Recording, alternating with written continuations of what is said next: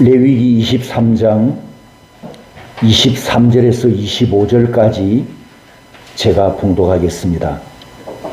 여호와께서 모세에게 말씀하여 이르시되 이스라엘 자손에게 말하여 이르라. 일곱째 달 곧 그 달 첫날은 너희에게 쉬는 날이 될지니 이는 나팔을 불어 기념할 날이요 성회라. 어떤 노동도 하지 말고 여호와께 화제를 드릴지니라. 아멘. 일곱 절기를 한눈에 보여주는 이 그림을 보십시오. 이 일곱 절기에서 우리가 놓치지 말아야 하는 아주 중요한 것이 있습니다. 가운데 있는 오순절, 성령 강림 절기를 중심으로 1월 달에 1월에 세 개의 절기가 집중되어 있고 7월에 마지막 세 개의 절기가 집중되어 있습니다. 1월의 세 개의 절기는 예수님의 초림을 예언하는 절기고 7월의 세 개의 절기는 예수님의 재림을 예언하는 절기입니다. 그러면 우리는 지금 성령 강림 후에 2000년이 지난 오늘 현재 여기쯤 왔다고 본다면 우리가 지금 기다리고 있는 것은 바로 나팔절이 성취되기를 기다리고 있는 시점에 있습니다. 그러면 우리가 위치해 있는 이 시점이 이 절기대로 하면 얼마나 긴박하고 또 중요한 위치에 있는가, 이걸 우리가 지금 유의해야 한다는 거죠. 재림을 기다리고 있다는 것입니다. 여러분이 잊어버렸을 것 같아서 제가 또 반복을 하는데 성경에 기록된 절기들을 따라서 합니다. 여호와의 절기 이렇게 부른다고 했죠. 곳곳에 여호와의 절기라 이렇게 말씀하셨습니다. 그 의미는 우리 인간 세계에서 일어나는 사건과 절기들은 사건이 일어나고 난 후에 그 사건을 기념하기 위해서 제정하지만 여호와의 절기는 계획과 목적을 가지고 미래에 일어날 구원을 예언하고 그리고 성취해 가는데 아주 중요한 차이점이 있다고 말씀드렸습니다.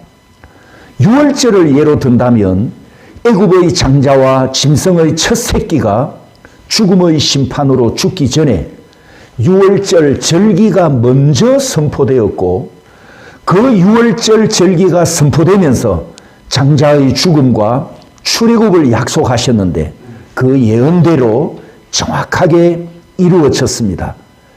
여호와께서 절기를 먼저 제정하셨고 그 절기에 담긴 약속을 이후에 성취해 가신다.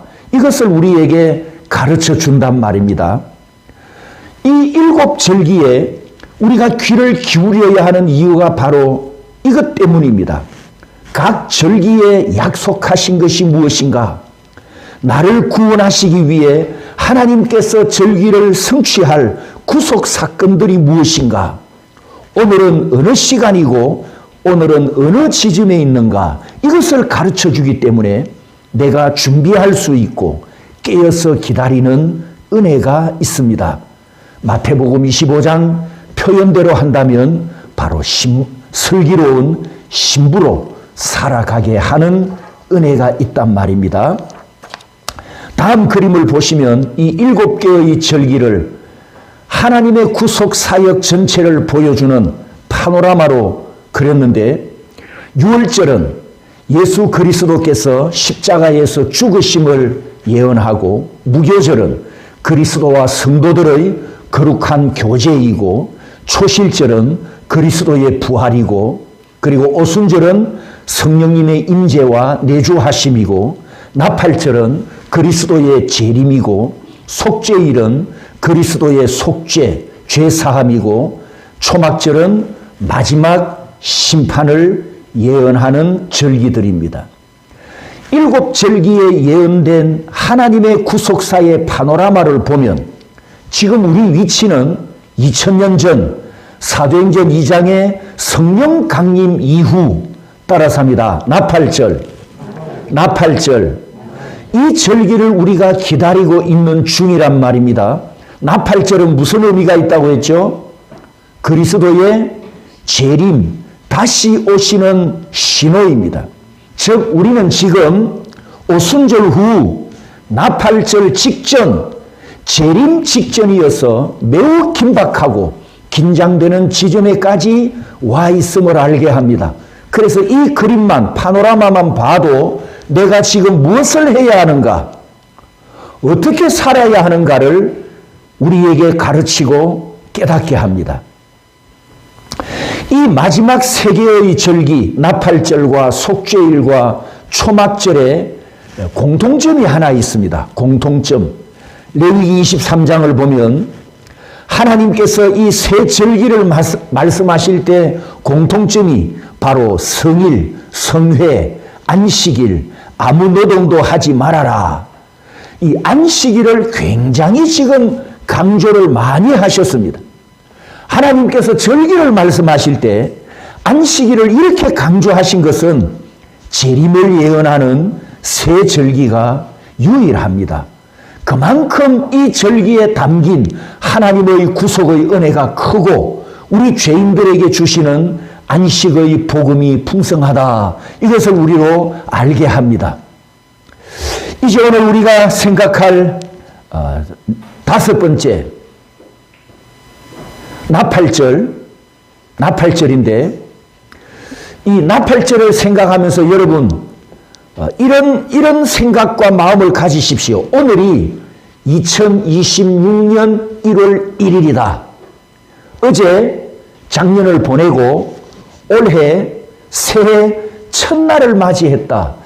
여러분 새해 첫날을 시작할 때 어떤 마음으로 시작합니까?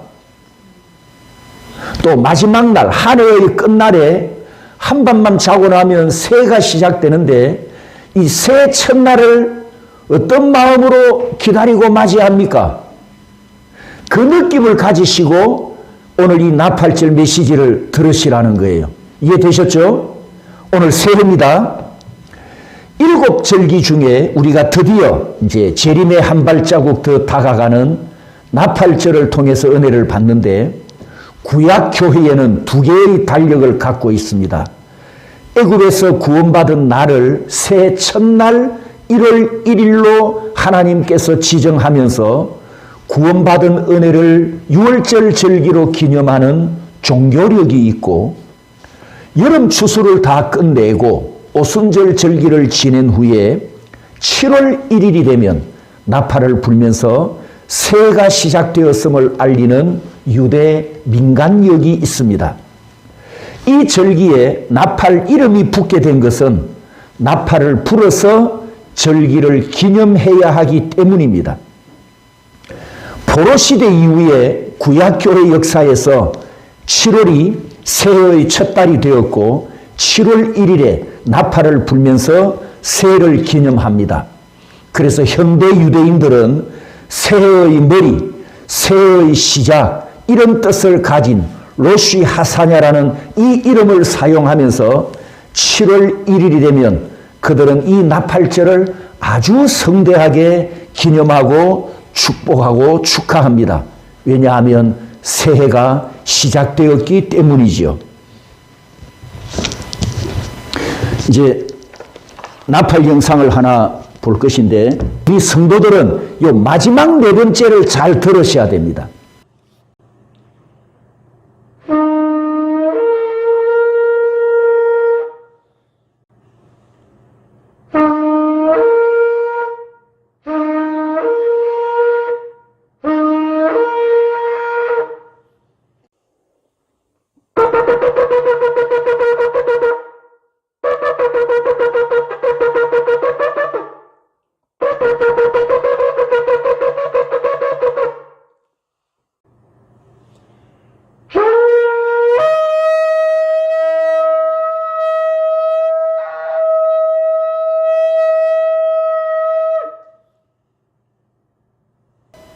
요 마지막 네 번째 나팔 소리를 우리가 잘 들어야 됩니다. 언제 어디서 들려올지 모르거든요. 자, 다시 이제 본문으로 돌아가서 레위기 23장 24절 25절에 보면 나팔을 부는 새해 첫날은 특별한 안식일의 기념일이어서 모든 노동이 금지되었고 또 제물에 대해서는 화제를 드려라, 이렇게 간단한 규례만 말씀하셨습니다. 그런데 민수기 29장 1절 6절에는 다양한 제물들을 언급했는데 나팔절에 하나님께 바치는 제물은 사실 삼중으로 반복되고 겹쳐지는 제물들이었습니다. 오른쪽에 표를 보시면 그림으로 제가 정리를 했는데 나팔절에는 3개의 제물이 하나님께 바쳐집니다. 첫 번째는 상번제, 매일 아침 저녁으로 드리는 어린 양 1마리씩 드리는 상번제입니다. 두 번째는 매월 첫날에 수송아지 2마리와 순양 1마리, 어린 양 7마리를 드리는 월삭 제물이 있고, 세 번째는 매년 정월 초하루에 수송아지 1마리와 순양 1마리, 어린 양 7마리를 드리는 나팔절 화제가 있습니다. 그러면 이 나팔절에는 합계 21마리의 제물이 드려졌습니다.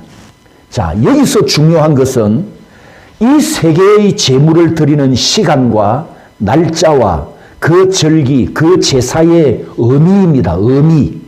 자, 첫 번째, 상번제.